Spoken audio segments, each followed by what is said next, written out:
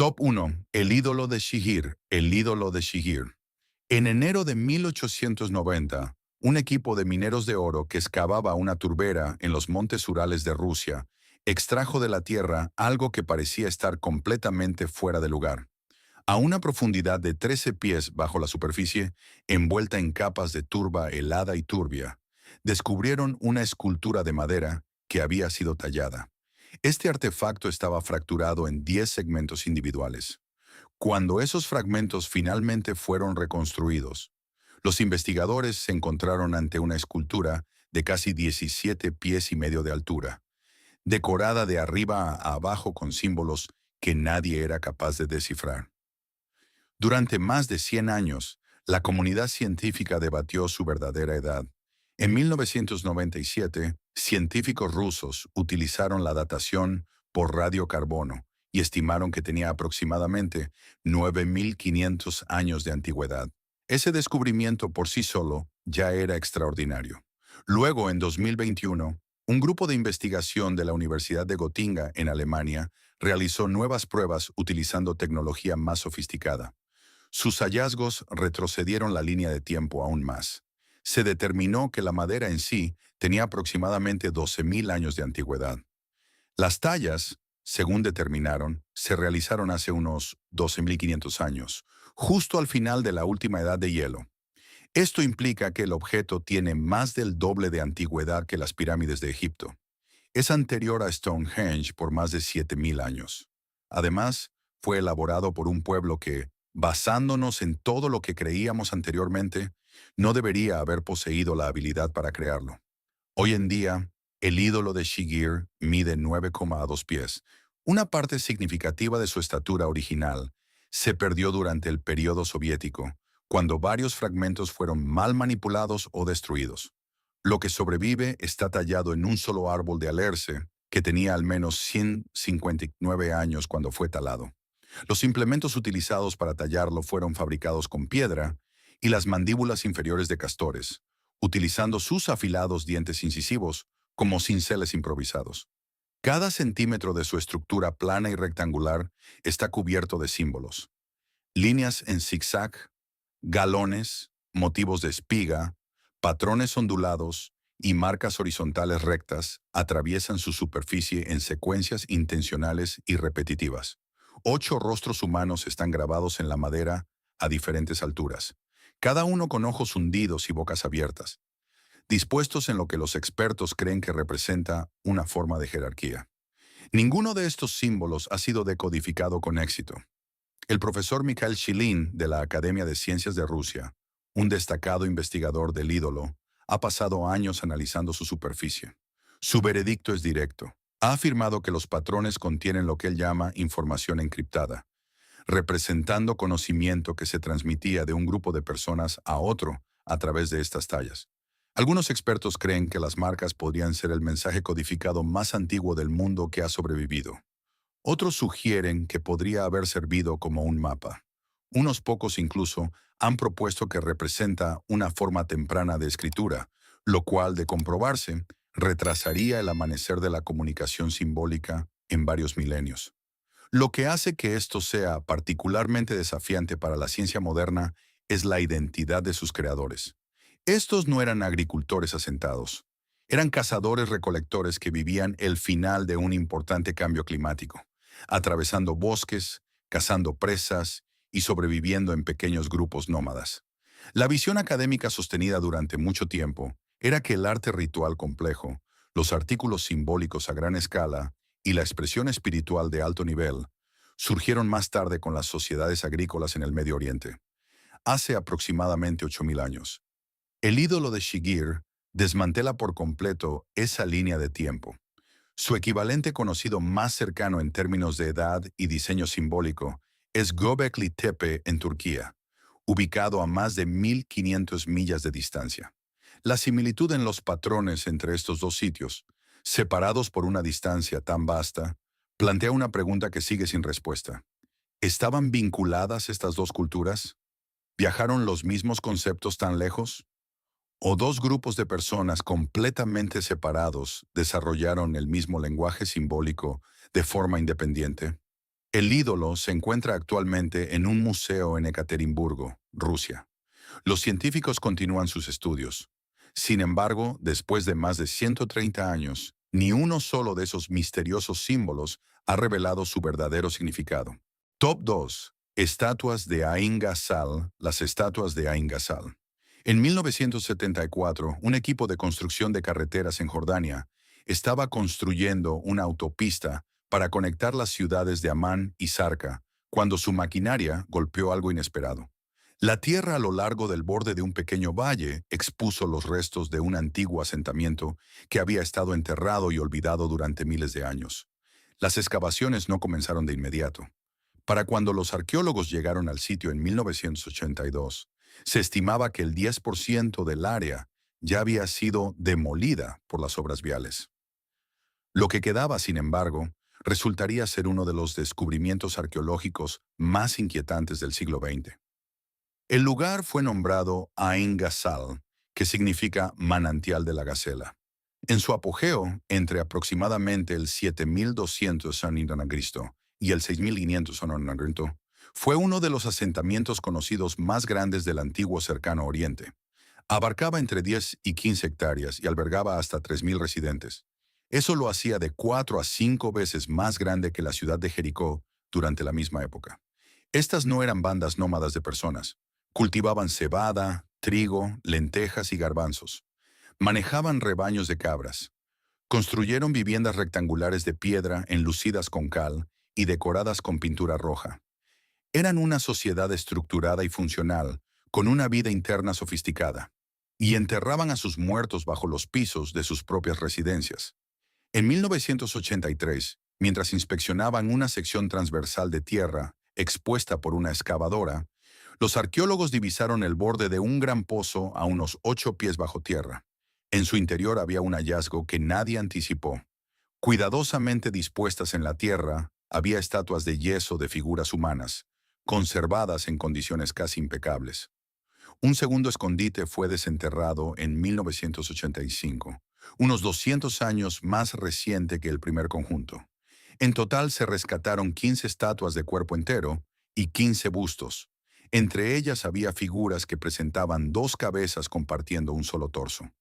Las estatuas fueron construidas sobre fardos de juncos. Se aplicó yeso de cal sobre los juncos para crear el cuerpo, que fue moldeado a mano en una forma humana reconocible. A los rostros se les dotó de ojos grandes y fijos, que fueron delineados y rellenados con betún negro. El efecto, incluso hoy en día detrás del cristal del museo, es profundamente inquietante. Los ojos no parecen decorativos, se ven fijos e intensos. Varias de las figuras miden casi 1 metro de altura. La colección más antigua tiene brazos pequeños y marchitos pegados al cuerpo. La colección posterior no tiene brazos en absoluto. Entre los dos grupos, separados por 2 siglos, el estilo artístico había evolucionado. Algo había cambiado en cómo estas personas percibían la forma humana, o tal vez en lo que estas figuras pretendían representar. Esa pregunta, que se suponía que debían ser, nunca ha sido respondida. Los arqueólogos han confirmado que las estatuas parecen haber sido enterradas muy poco después de haber sido creadas. Casi no muestran evidencia de manipulación o exhibición a largo plazo. Esto sugiere que probablemente no se guardaban en los hogares, ni se llevaban en ceremonias públicas, ni se transmitían de generación en generación. Fueron hechas, utilizadas en algún ritual breve y misterioso, y luego cuidadosamente selladas bajo tierra.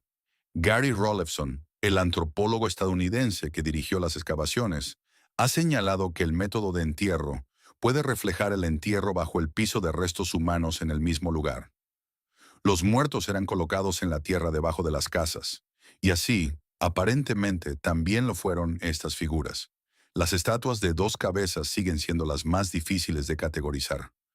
No se conoce ninguna otra cultura de esta época y región que haya creado representaciones humanas de 2 cabezas en esta forma específica o a esta escala. Lo que esa segunda cabeza significaba para las personas que la hicieron, ya fuera espiritual, simbólico o algo completamente distinto, es totalmente desconocido. Hoy en día las estatuas se conservan en museos de Jordania, con piezas específicas en préstamo en el Louvre de París y el Louvre de Abu Dhabi. Se encuentran entre las figuras humanas a gran escala más antiguas jamás producidas. Y las personas que las hicieron, las construyeron con cuidado. Las usaron brevemente, las enterraron con intención y no dejaron ninguna explicación en absoluto. Top 3. Meseta de Marcahuasi. La meseta de Marcahuasi. En lo alto de los Andes centrales de Perú, a unos 90 kilómetros al este de Lima, hay una extensión plana de tierra situada aproximadamente a 13.000 pies sobre el nivel del mar. El aire es fino, el viento es implacable y las nubes a menudo se mueven a ras del suelo en lugar de por encima de él. Dispersas por esta meseta en todas direcciones, hay enormes formaciones rocosas de granito que han cautivado a la gente durante más de 70 años. Esto no se debe solo a que sean grandes, sino a que se asemejan a rostros humanos. La meseta se llama Marcahuasi, situada sobre el pequeño pueblo de San Pedro de Casta, en la provincia peruana de Huarochirí. Las rocas aquí son de granito, creadas por la actividad volcánica hace millones de años y esculpidas con el tiempo por el viento, la lluvia y el hielo. Esa explicación, la erosión natural, es lo que la mayoría de los geólogos y arqueólogos convencionales creen actualmente. Sin embargo, no es la única teoría que se está investigando seriamente. Y cuanto más profundizan los investigadores, más difícil resulta dejar la cuestión ahí. El primer individuo moderno en documentar lo que observó en Marcahuasi fue un explorador peruano llamado Daniel Russo. Llegó a la meseta en 1952 y pasó los siguientes 9 años fotografiando y catalogando sus hallazgos. Lo que descubrió fueron cientos de formaciones que parecían representar rostros humanos, cuerpos de animales y figuras de diversas culturas. Entre las más notables se encuentra una estructura llamada Pekagasha, que se traduce aproximadamente como la cabeza en el callejón. Mide aproximadamente 25 metros de altura en su lado occidental. Russo identificó al menos 14 cabezas y rostros distintos en esta sola roca. El más prominente de ellos mira directamente al sur en un rumbo de brújula preciso de 180 grados. El ojo no es visible en todo momento. Solo se hace evidente cuando la luz del sol golpea la piedra en un ángulo específico a media tarde. Ese detalle por sí solo es donde el debate se vuelve fascinante. Russo llamó a esta formación el monumento a la humanidad porque creía que los rostros en ella representaban a diferentes grupos étnicos de todo el mundo. Si esa interpretación es precisa, es una cuestión, pero el comportamiento de la luz, la forma en que rasgos faciales específicos solo aparecen bajo ciertos ángulos del sol y en momentos específicos del año, es más difícil de descartar. Russo argumentó que esto fue intencional, que quienquiera que trabajara estas piedras las diseñó para revelarse solo cuando se veían desde posiciones precisas en momentos precisos. En 2014, un equipo de investigación comenzó a utilizar tecnología GPS para mapear las relaciones entre las principales formaciones rocosas y los marcadores circundantes más pequeños a lo largo de la meseta. Sus hallazgos, publicados en una revista revisada por pares en 2022, involucraron a investigadores de la Universidad de Boston y la Pontificia Universidad Católica del Perú, utilizando simulaciones de Monte Carlo para probar si las alineaciones entre formaciones podrían ocurrir por casualidad. Descubrieron que varias estructuras se alinean con puntos notables en el calendario solar. Las líneas entre formaciones específicas corresponden a amaneceres y atardeceres en los solsticios y equinoccios. Al menos una alineación también corresponde a la puesta helíaca del cúmulo estelar de las Pléyades, que tiene un profundo significado en la cosmología andina y está documentada en el manuscrito de Huarochirí, uno de los registros sobrevivientes más importantes de las creencias andinas precolombinas.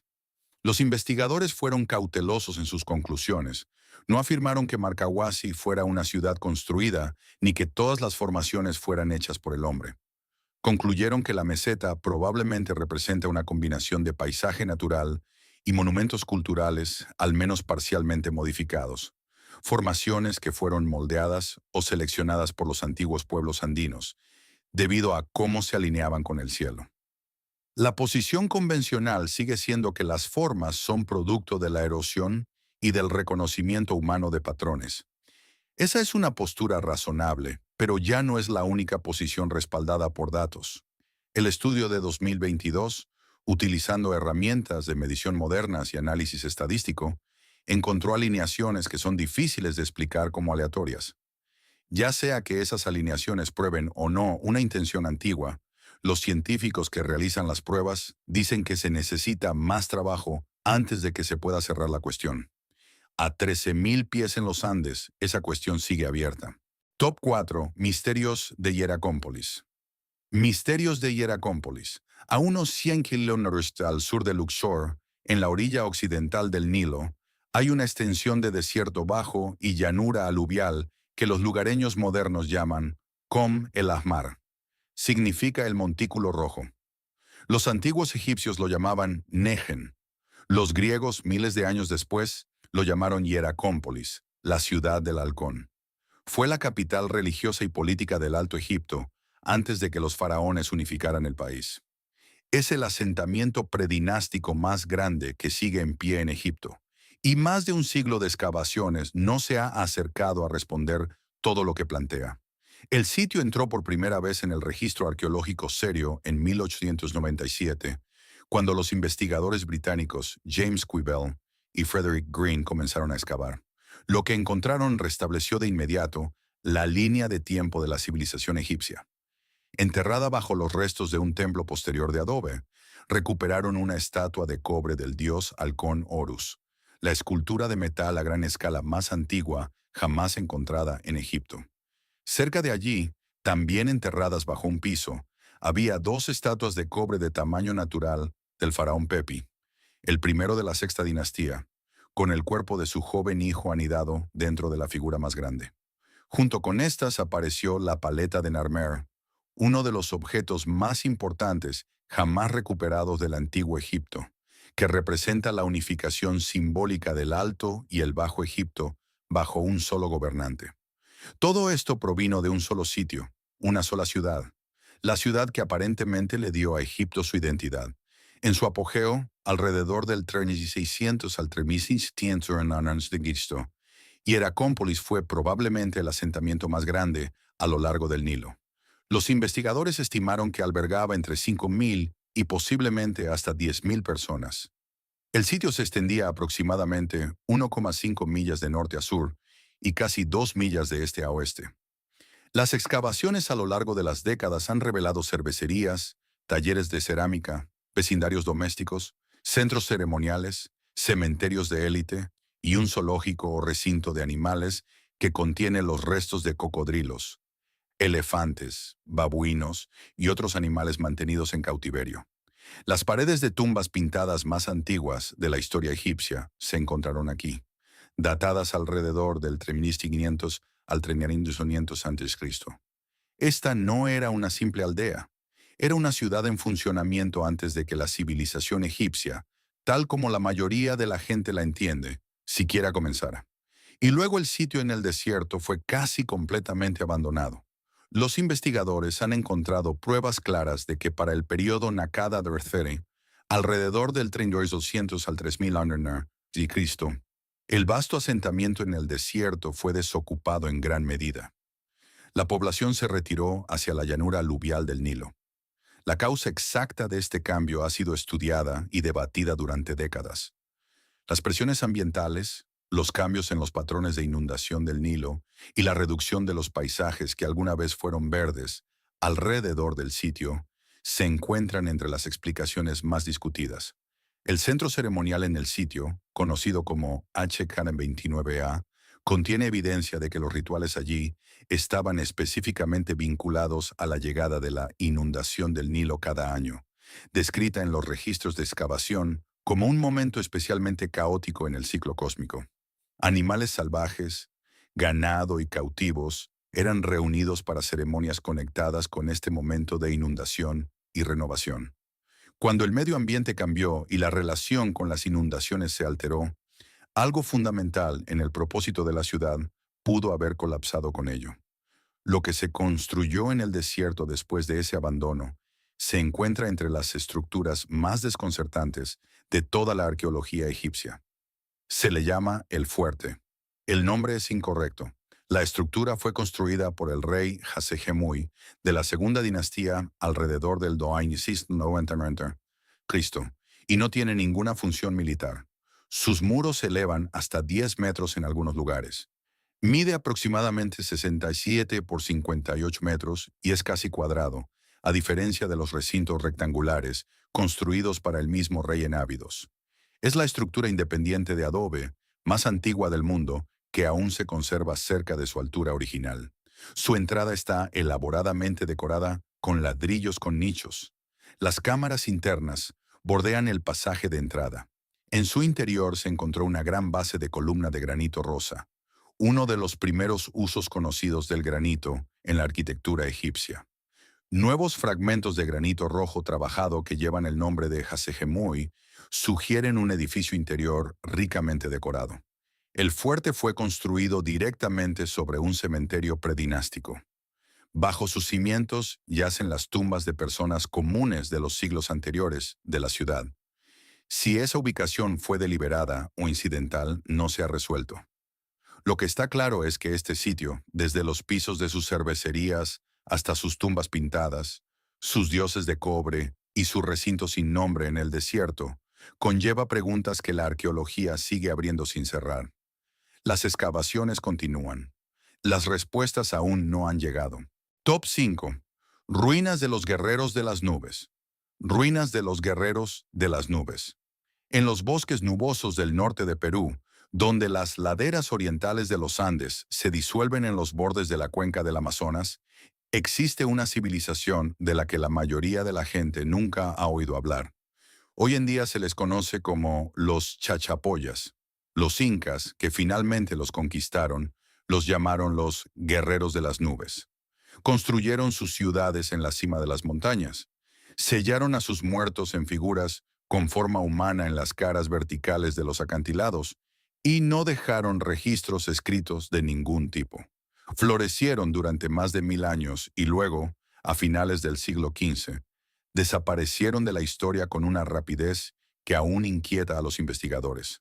Se cree que la cultura chachapoyas se desarrolló alrededor del año 200 Cristo y alcanzó su apogeo aproximadamente entre el 800 y el 1470 de nuevo siglo. Vivían en uno de los entornos más difíciles de América del Sur, un paisaje de cañones escarpados, bosques densos y una capa de nubes casi constante a elevaciones superiores a los 9000 pies. En lugar de construir en terreno plano como otras civilizaciones andinas, construyeron en las crestas de las montañas. En lugar de construir edificios rectangulares, construyeron estructuras circulares de piedra coronadas con techos cónicos de paja, un diseño que no se encuentra en ningún otro lugar de América del Sur a esta escala. Su mampostería fue cortada y ajustada con una precisión que rivaliza con el trabajo inca que vino después de ellos, y lo hicieron sin herramientas de metal, sin un lenguaje escrito y sin ruedas. El más famoso de sus sitios es Cuelap. Se asienta a 10.000 pies sobre el valle del Utcubamba, en una estrecha cresta montañosa, en lo que hoy es la región de Amazonas en Perú. Los muros exteriores de Cuelap alcanzan los 20 metros de altura en algunos lugares con un grosor promedio de 80 centímetros. La estructura contiene más de 400 edificios circulares de piedra repartidos en un área de casi 65.000 metros cuadrados. Es anterior a Machu Picchu por al menos 700 años. Las primeras descripciones lo llamaron una fortaleza, pero las excavaciones en curso han demostrado consistentemente que era un asentamiento completo y en funcionamiento, que albergaba a comerciantes, agricultores, chamanes y administradores, junto a guerreros. Su propósito completo, su significado espiritual y su papel preciso dentro de la red más amplia de asentamientos chachapoyas aún se están descifrando. Dentro de los muros de Cuelap, los arqueólogos han encontrado evidencia profundamente inquietante de cómo terminó el sitio. Cráneos humanos estaban incrustados en los propios muros. Tallas de piedra de figuras decapitadas decoran algunas estructuras. Dispersos por todo el sitio en áreas abiertas en lugar de lugares de entierro adecuados, Los excavadores han encontrado esqueletos de edades y sexos mixtos posicionados de maneras que sugieren que no murieron en tumbas preparadas. Murieron donde cayeron. Se han confirmado signos de fuego y violencia en el sitio. Si esto refleja la conquista inca de la década de 1470, un conflicto interno o algo completamente distinto no se ha resuelto por completo. La conquista inca de los Chachapoyas no fue sencilla. El cronista español Pedro Cieza de León, escribiendo en 1553, registró que el gobernante inca Huayna Cápac encontró una feroz resistencia por parte de los Chachapoyas, retirándose 2 veces antes de finalmente someterlos. Incluso después de la conquista, los Chachapoyas continuaron resistiendo. Cuando los españoles llegaron en la década de 1530, muchos chachapoyas se aliaron activamente con los españoles contra los incas, lo que en sí mismo dice algo sobre la naturaleza de la relación entre las dos culturas. En 1997, se descubrieron más de 200 momias selladas en tumbas en los acantilados sobre un lago remoto llamado Laguna de los Cóndores, a 500 millas al norte de Cuelap. Fueron encontradas en posición sentada, envueltas fuertemente en sarcófagos individualizados, una forma de entierro que se describe como muy inusual incluso entre las culturas andinas. Muchas mostraban evidencia de cráneos alargados y agujeros de trepanación perforados en el cráneo, mientras la persona aún estaba viva. En 2025, investigadores que utilizaban tecnología LIDAR descubrieron más de 200 estructuras chachapoyas previamente desconocidas ocultas bajo el dosel del bosque nuboso en el distrito de La Jalca. La civilización era más grande y estaba más conectada de lo que nadie había entendido. No dejaron ningún idioma, solo piedra y a sus muertos observando desde el acantilado. Top 6. La novena Legión Perdida. La novena Legión Perdida. En el año 100 de un equipo de construcción romano terminó de reconstruir la puerta principal de una fortaleza en la ciudad de Eboracum, en lo que hoy es York, Inglaterra. Cuando se completó el trabajo, tallaron una inscripción en la piedra para marcarlo. Nombraba a los constructores, nombraba al emperador al que servían y nombraba a la unidad militar responsable del proyecto. La novena Legión Hispana. Esa inscripción, que ahora se exhibe en el Museo de Yorkshire, es la última prueba física confirmada de que la novena Legión existió alguna vez. Después del 101 de Cristo, una de las fuerzas militares más poderosas y curtidas en batalla de Roma, con aproximadamente 5.500 soldados, simplemente deja de aparecer en los registros históricos. Ningún relato de batalla, ningún aviso de licenciamiento, ninguna lápida, ninguna orden de traslado. Nada. La novena Legión Hispana tenía una de las historias más largas y condecoradas del ejército romano. Luchó bajo el mando de Julio César durante las guerras gálicas en el siglo I. Sirvió en Hispania, que es como se ganó su nombre. Participó en la invasión romana de Britania en el 43 de bajo el emperador Claudio. Ayudó a establecer la provincia y construyó la fortaleza en Eboracum, que se convirtió en una de las instalaciones militares romanas más importantes del norte de Britania. Y luego desapareció. Alrededor del 122 de la Sexta Legión Victrix llegó desde Germania Inferior y se hizo cargo de la base en Eboracum. La política militar romana no colocaba 2 legiones completas en la misma fortaleza provincial sin motivo. La llegada de la sexta fue en un reemplazo. La novena ya no estaba allí. La sexta permanecería estacionada en York durante siglos. La novena nunca volvió a ser mencionada en ningún registro de despliegue romano, inscripción de construcción, diploma militar o relato histórico. Sobreviven 2 listas separadas de todas las legiones romanas existentes después del 197 de. Una está inscrita en una columna encontrada en Roma. La otra fue registrada por el historiador Dion Casio alrededor del 210 al 222 de. Ambas listas nombraban 33 legiones. Ninguna de las listas incluye a la novena. A finales del siglo II, la legión había dejado de existir en cualquier forma reconocible para la administración militar romana. ¿Qué le sucedió en la brecha entre el 120 y el 197 de Cristo? Es la pregunta que nunca ha sido respondida. La teoría más conocida es también la más dramática. Sostiene que la novena marchó al norte de lo que se convertiría en el muro de Adriano hacia el territorio de las tribus caledonias, en lo que hoy es Escocia, y fue aniquilada en una emboscada. El historiador alemán del siglo XIX, Theodor Mommsen, argumentó a favor de este escenario, sugiriendo que el ataque fue llevado a cabo por los brigantes o tribus del norte durante un periodo de graves dificultades militares romanas en Britania. El hecho de que Adriano ordenara la construcción de su famoso muro a partir del 122 de Mercredi, poco después de que la novena desapareciera, es visto por algunos como una respuesta a una pérdida militar catastrófica que hizo que Roma se retirara permanentemente de sus ambiciones en el norte. Un artículo académico de 2025 que examina el caso propuso que la emboscada ocurrió cerca de Fallamore, a lo largo de una calzada romana llamada Dare Street, en lo que hoy es Midlothian, Escocia, y que el silencio de Roma después fue un esfuerzo deliberado para evitar reconocer la magnitud del desastre. Existen otras teorías serias.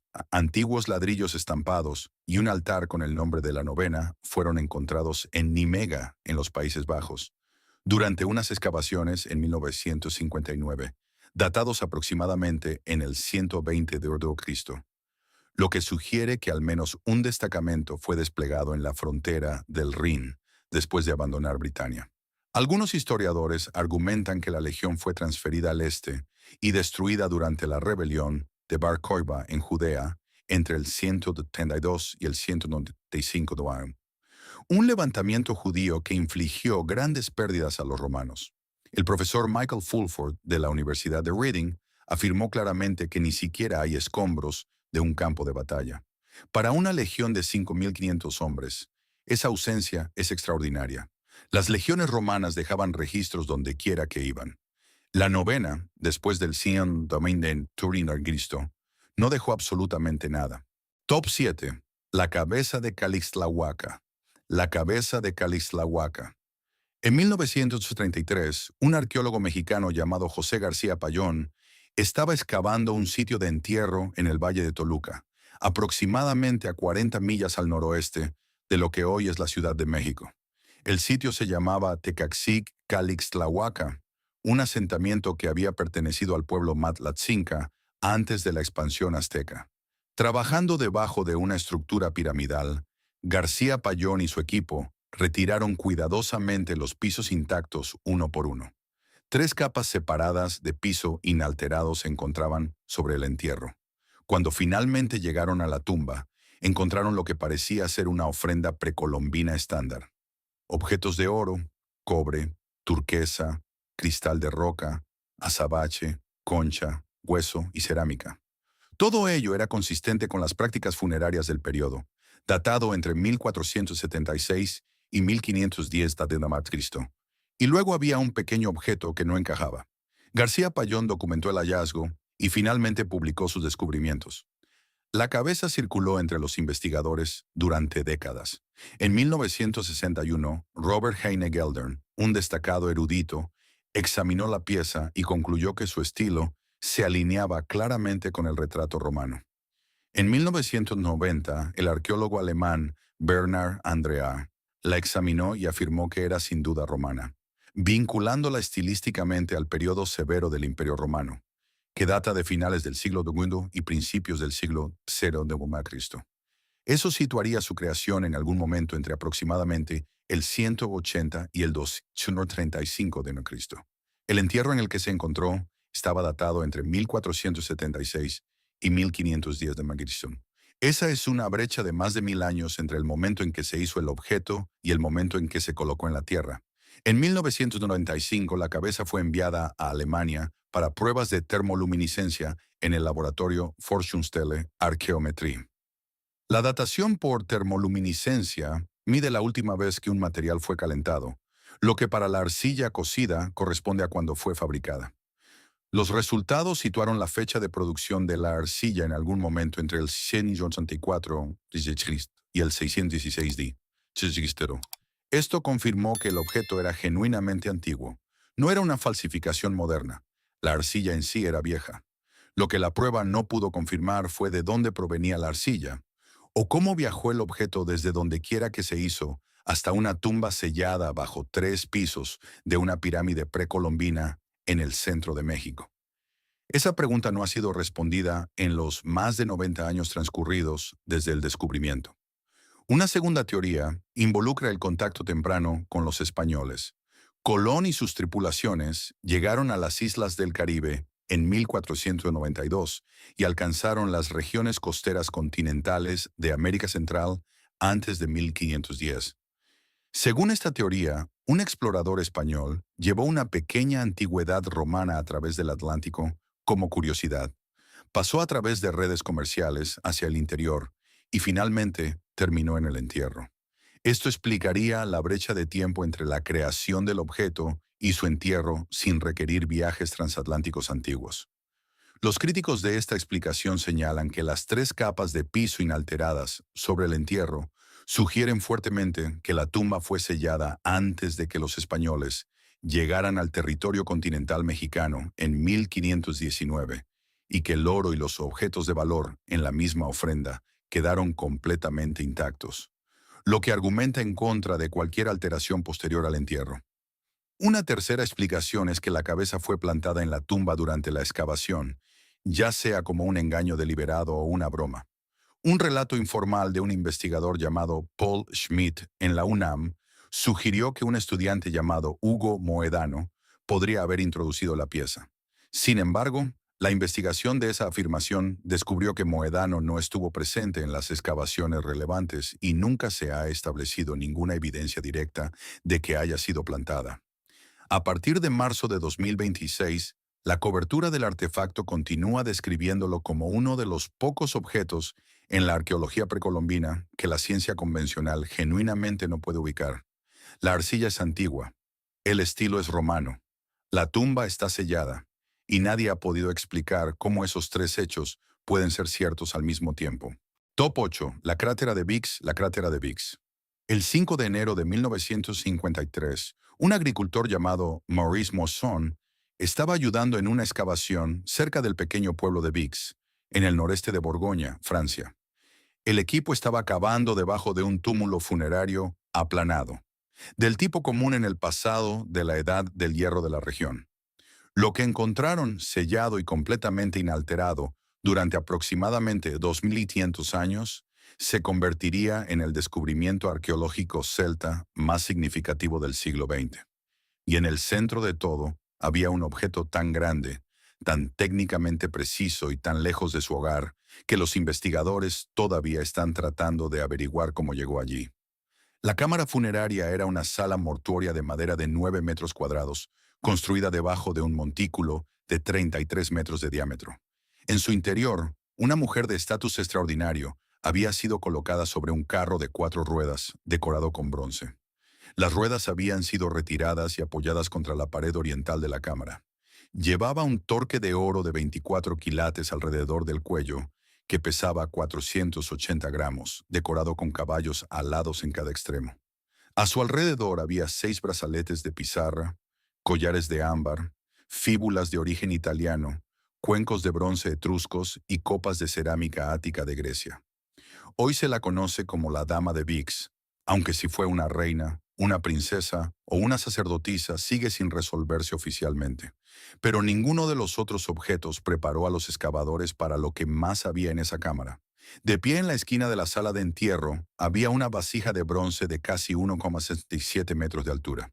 Pesaba 8,6 kilos. Su capacidad era de 1.100 litros, suficiente para contener aproximadamente 1.450 botellas de vino. Estaba hecha de una sola lámina de bronce martillado con paredes de entre 1 y 1,3 mm de grosor. Es la vasija de bronce más grande jamás encontrada del antiguo mundo occidental. Y fue hecha en la antigua Grecia. La vasija se llama crátera, un recipiente utilizado en el mundo griego para mezclar vino y agua antes de servirlo en los banquetes. La mayoría de las cráteras estaban hechas de arcilla. Esta, hecha completamente de bronce, no tiene paralelo en ningún lugar del registro arqueológico. El cuello de la vasija lleva un friso detallado que representa 8 carros de 4 caballos, cada uno conducido por una auriga, cada uno seguido por un soldado de infantería griego completamente armado. Las tres asas, cada una de 55 centímetros de altura y con un peso aproximado de 46 kilogramos, están sostenidas por leonas rampantes y decoradas con rostros de gorgonas haciendo muecas, un símbolo común en el trabajo de bronce griego de la época. La tapa es una lámina separada de bronce martillado que pesa 13,8 kilos, perforada con agujeros para funcionar como un colador de vino, coronada por una pequeña estatuilla de bronce moldeada de una mujer con una prenda de peplo griego, con un brazo extendido hacia afuera.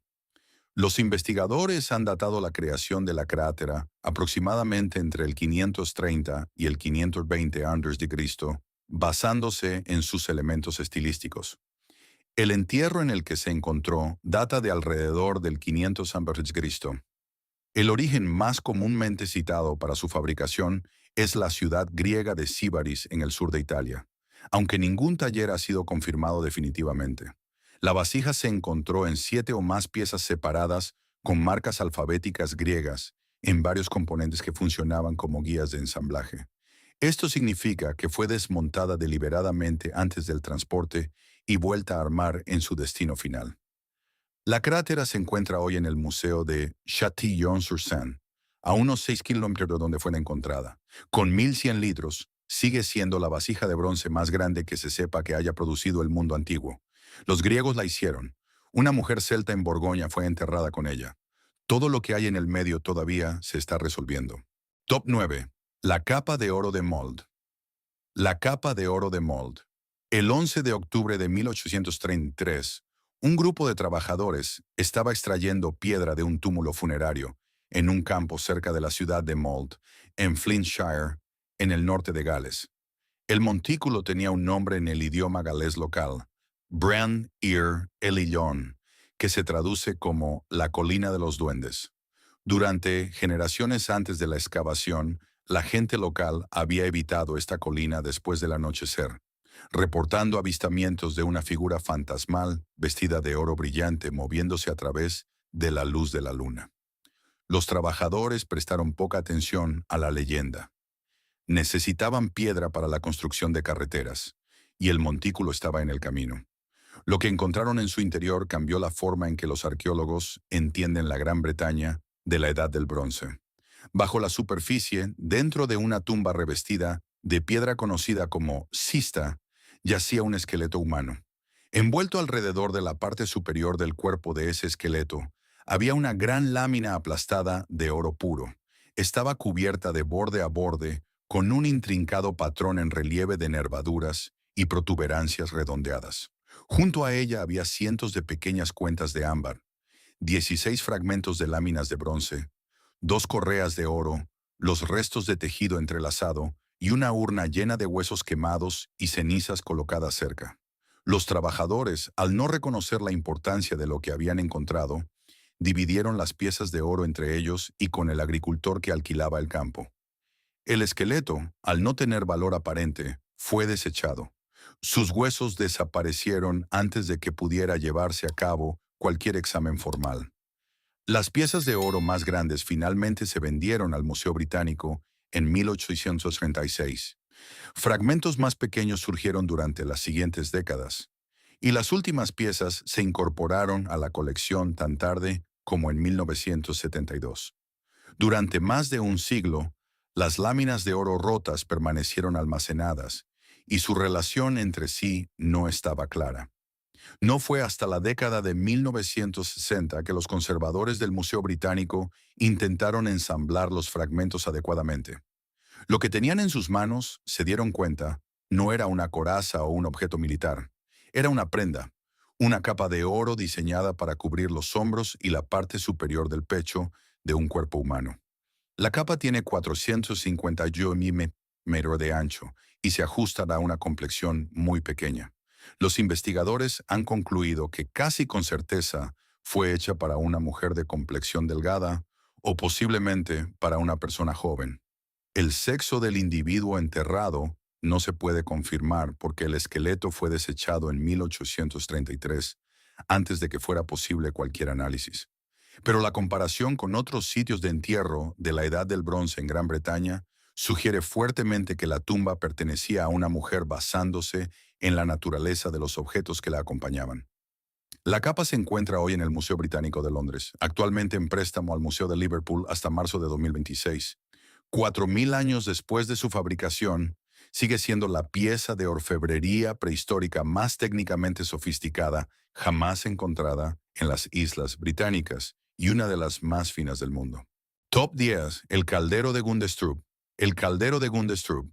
El 28 de mayo de 1891, un grupo de trabajadores que cortaba turba de un pequeño pantano, llamado Rebemos, en el distrito de Himmerland, en el norte de Jutlandia, Dinamarca, sacó algo de la tierra que no tenía una explicación clara entonces y todavía no tiene una explicación completa ahora. Enterrada bajo la turba, cuidadosamente desmantelada y apilada pieza por pieza dentro de su propia base, había una gran vasija de plata diferente a cualquier cosa encontrada antes o después en el norte de Europa. No estaba rota ni dañada. Había sido desarmada deliberadamente.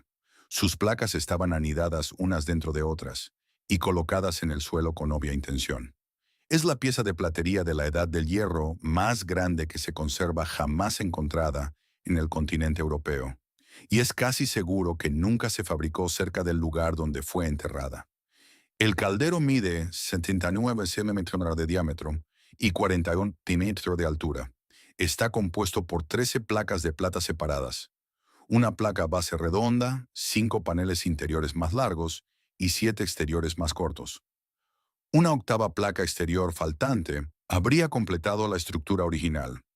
La plata tiene una pureza aproximada del 97%, con trazas de cobre y decoración dorada en oro en varios de los paneles.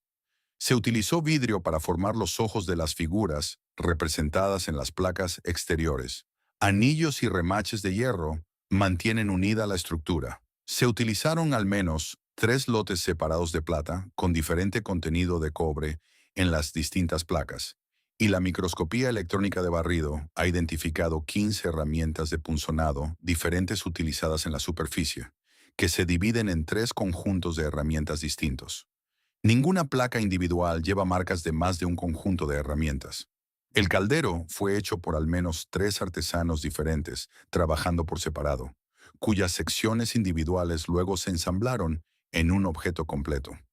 Las escenas presionadas en esas placas de plata son las que han hecho de este objeto uno de los artefactos más analizados y debatidos en toda la arqueología europea. Los paneles interiores llevan escenas narrativas completas de notable detalle y calidad técnica. La más famosa representa a una gran figura con astas sentada, con las piernas cruzadas, sosteniendo un torque en una mano y una serpiente cornuda con cabeza de carnero en la otra. Ciervos y otros animales rodean a la figura. Muchos investigadores identifican a este como Cernunnos, una deidad celta asociada con la naturaleza, la fertilidad y lo salvaje. Otras escenas interiores muestran a guerreros siendo sumergidos de cabeza en un gran caldero por una figura gigante, lo que algunos eruditos interpretan como una representación de sacrificio ritual o resurrección. Un panel muestra una procesión de soldados de infantería y caballería acompañados por tocadores de carnix, siendo el carnix una trompeta de guerra distintivamente celta con forma de cabeza de animal. Otro muestra figuras luchando con grandes felinos identificados como leones o leopardos. Los métodos técnicos utilizados para hacer el caldero, específicamente el trabajo de alto repujado, el punzonado de patrones, los trazadores y el dorado mecánico parcial utilizando láminas de oro fijadas, con marcas de punzón muy juntas, no se encuentran en la tradición artística celta del mismo periodo. Sin embargo, son completamente consistentes con las técnicas de platería conocidas de los tracios, el antiguo pueblo que habitaba la región que ahora cubren Bulgaria y Rumania. El Museo Nacional de Dinamarca, donde se exhibe el caldero, afirma sobre la base de esta evidencia técnica que la vasija fue producida muy probablemente en el suroeste de Rumania o el noroeste de Bulgaria, en la zona donde los pueblos celtas y tracios vivieron en estrecho contacto durante los siglos II y Franciscano. Ningún registro escrito en ninguna parte del mundo antiguo lo menciona. Ningún mito lo explica. Ninguna cultura lo reclama por completo. Fue hecho en algún lugar entre la costa atlántica y el Danubio. Terminó en un pantano en Dinamarca. Todo lo que hay en el medio todavía se está debatiendo en revistas académicas publicadas este año. Si estas historias de antiguos enigmas han cambiado tu perspectiva sobre la historia que creemos conocer, por favor suscríbete a nuestro canal y dale me gusta a este video. Estamos dedicados a excavar las verdades que el tiempo ha tratado de mantener ocultas. Ayúdanos a cultivar el futuro comprendiendo nuestro pasado. El próximo gran tesoro de la historia se abrirá muy pronto.